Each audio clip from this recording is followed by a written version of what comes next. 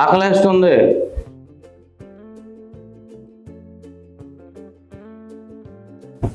Hello నాన్న, ఎన్నిసార్లు చెప్పాలి? ఒకసారి చెప్తే అర్థం కాదా? ఆకలేస్తుందని. దానికి ఎందుకంటే ముసల్లా గడవడం? కిచెన్లోకి వెళ్ళు.